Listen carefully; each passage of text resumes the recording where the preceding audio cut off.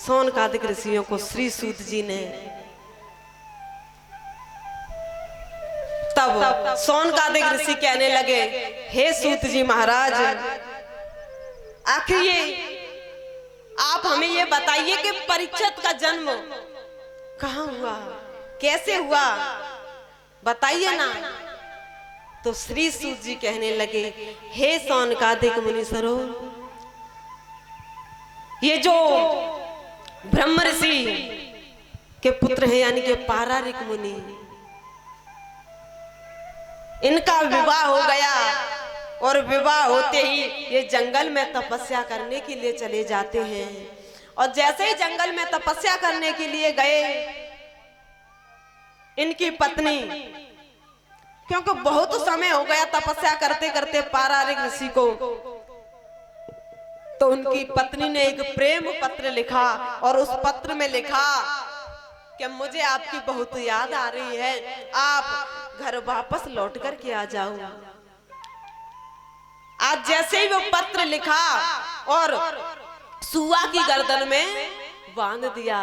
पहले कोई ऐसी व्यवस्था तो नहीं थी, तो उस पत्र को सुआ की गर्दन में बांध दिया। और जैसे ही वो सुआ पारारिक ऋषि के पास आया, आवाज करने लगा, गर्दन को हिलाने लगा।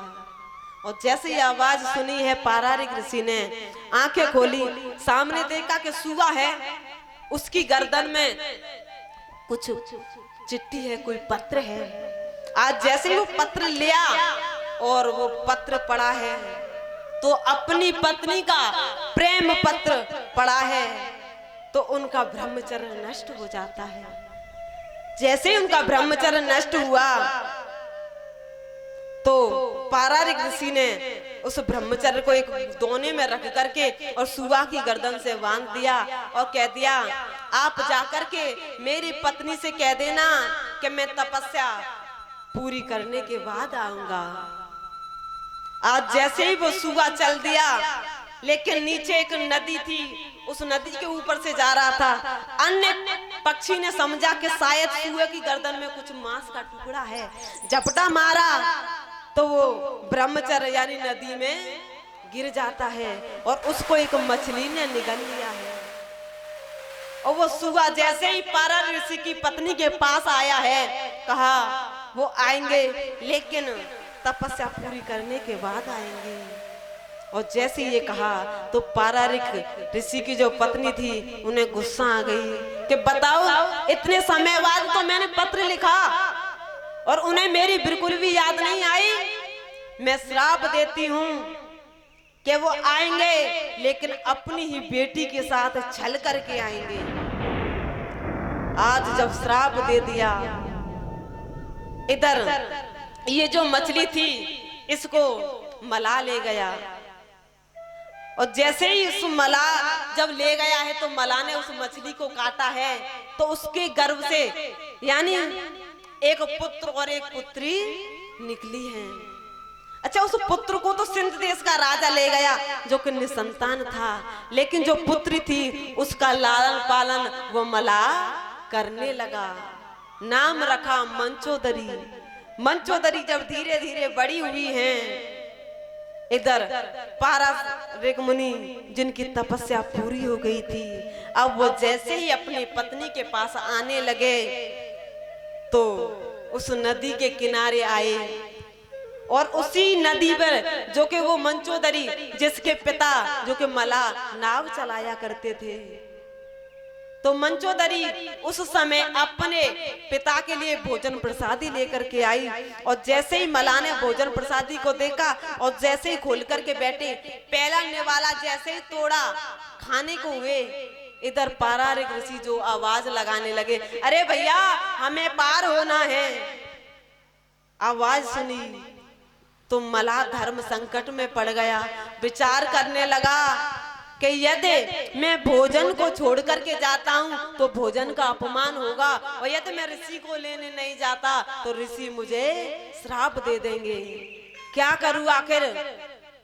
तो उनकी जो बेटी थी मंचोदरी, कहा पिताजी यदि आपकी आज्ञा हो तो क्या हम ले आए? और भाई वो तो माने हुए ऋषि हैं, क्या हम ले आए? तब कहा हाँ बेटी आप चली जाओ।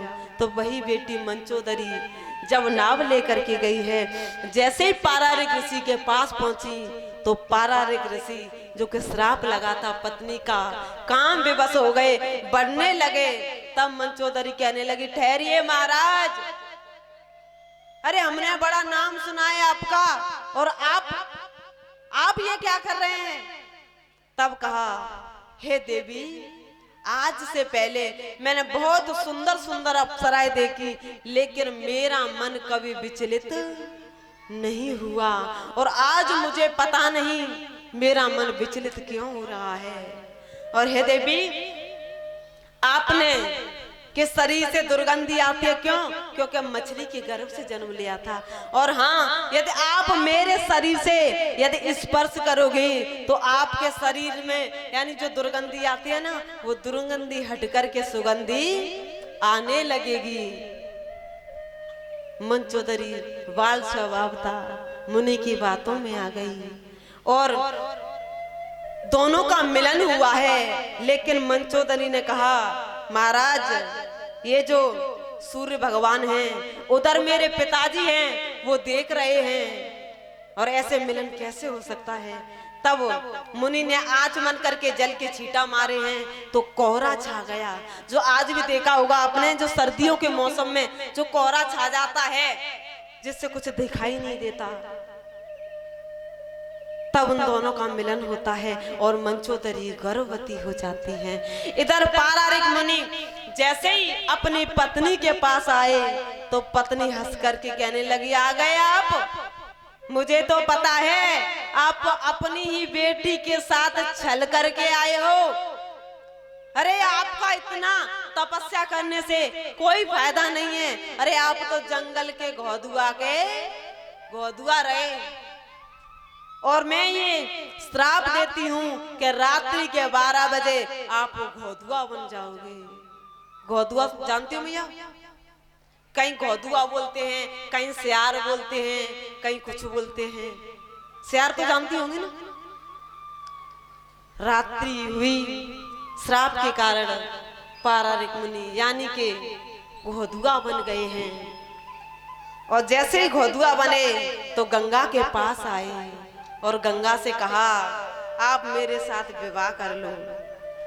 गंगा ने कहा कि कहां तुम और कहां मैं, भाई कुछ तो बराबरी होनी चाहिए और ऐसे तो आप 7 जन्म धरोगे तब मेरे साथ विवाह करोगे।